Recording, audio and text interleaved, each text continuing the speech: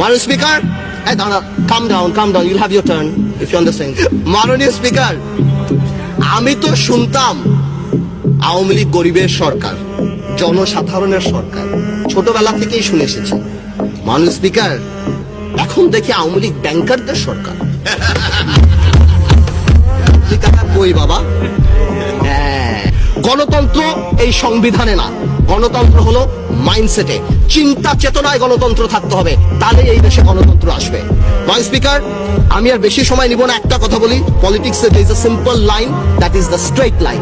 আপনি জনগণের জন্য কাজ করবেন, জনগণকে আপনাকে ভোট দিবেন। আপনি এর বাইরে যা চিন্তা করবেন সেটাই কনস্পিরেসি, যত উপরে উঠাবেন পতন ততই খারাপ হবে। মাননীয় speaker, calm down, you'll have your turn if you understand. মাননীয় স্পিকার, আমি তো শুনতাম আওয়ামী লীগ গরিবের সরকার, জনসাধারণের সরকার, ছোটবেলা থেকেই শুনে এসেছি। মাননীয় স্পিকার, এখন দেখি আওয়ামী লীগ ব্যাংকারদের সরকার। কই বাবা? হ্যাঁ, এই যে রাজনৈতিক বিবেচনায় নতুন ব্যাংক। মাননীয় স্পিকার, মাননীয় প্রধানমন্ত্রী অনেকবার বলছে আমার এমপি মন্ত্রীদের টাকা পয়সা জমা দিতে হবে, কে কত টাকার মালিক, তথ্য অধিকার, এটা সেটা, কিন্তু আমরা পাইনি। বাট আমি কষ্ট করে ইলেকশনের হলফনামা থেকে বের করে নিয়ে আসছি, সবগুলি বলবো না। ফার্মার্স ব্যাংক, আমাদের অনারেবল মেম্বার অফ পার্লামেন্ট, নাম বললাম না। ফার্মার্স ব্যাংক করতে মানুষ থেকে আপনাকে জানাই 400 কোটি টাকা লাগে, 4-এর পর 9টা শূন্য, এবং একটা ডাইরেক্টরের 35 কোটি টাকা। ফার্মার্স ব্যাংক যিনি করলেন, ইলেকশনের হলফনামায় 39 লক্ষ টাকার মালিক। মেঘনা ব্যাংকে করলেন, কোটি বাটি মিলে 27 লাখ টাকার মালিক। ফেডারেল ব্যাংক যিনি করলেন, কোটি বাটি মিলিয়ে 1 কোটি 1.5 কোটি টাকার মালিক। দুর্নীতি নাকি আমরা করি? ইয়া খোদা, আমার কথা কি, দুর্নীতি অনেকেই করে, লুকায়া টুকায়া করে, কিন্তু এইটা কি দুর্নীতি?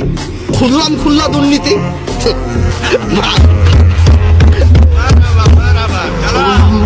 কিছু ডিজিটাল দুর্নীতির স্যাম্পল দিতে চাই। দুর্নীতির কথা স্টার্ট করলে শেয়ার মার্কেট নিয়ে কথা বলতে হয়, অর্থনীতি নিয়ে কথা বলতে হয়।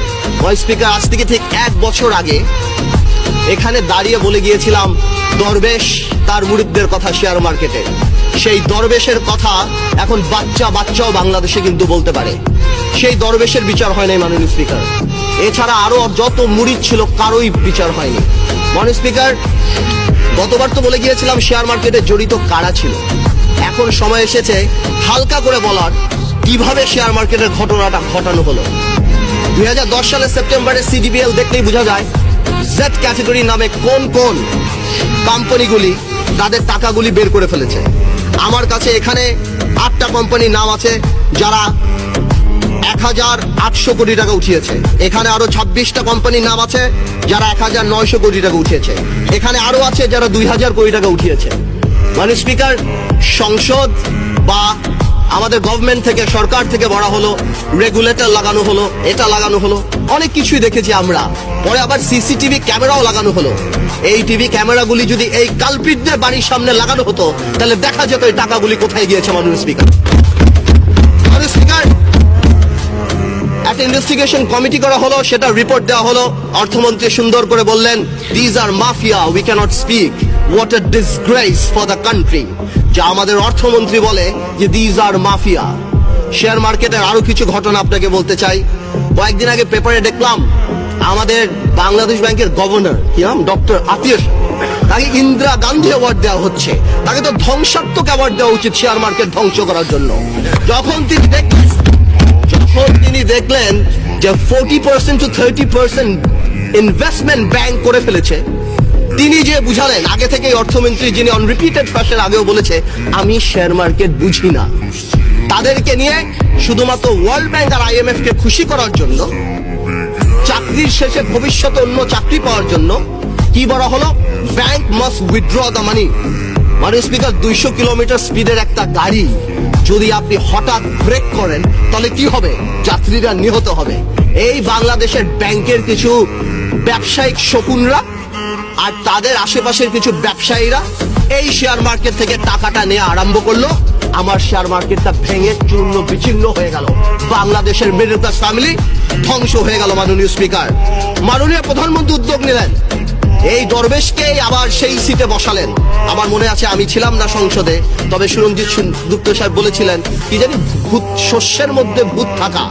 দরবেশও কিছু করতে পারলো না, বিভিন্ন ব্যাংকের সাথে কথা বললেন, বললো নাকি কিছু টাকা দিবে, কোন প্রাইভেট ব্যাংকের মালিক একটা টাকাও দিল না এই শেয়ার মার্কেটে।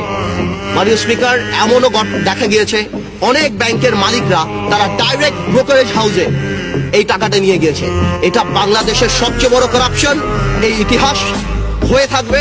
আমি একটা কথা বলতে চাই, সরকারের উচিত কোনো আইন পাশ করে রেট্রোস্পেক্টিভ এফেক্ট দিয়ে এই শেয়ার মার্কেটের কালপ্রিটদের বিচার করা, অথবা এমন কোন আইন করা যাতে আগামীতে শেয়ার মার্কেটে কেউ কোনো ধরনের এই ধরনের ফাঁস না করতে পারে।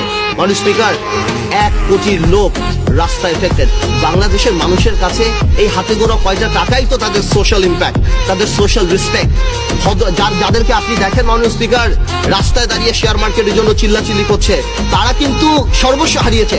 আরো অনেক লোক আছে, আরো অনেক মা বোনের আছে, আরো অনেক মিশনে আমার আর্মি অফিসাররা আছে, আরো অনেক পুলিশের কর্মচারী আছে, সরকারি কর্মচারী আছে, যারা রাস্তায় লজ্জায় বের হতে পারে।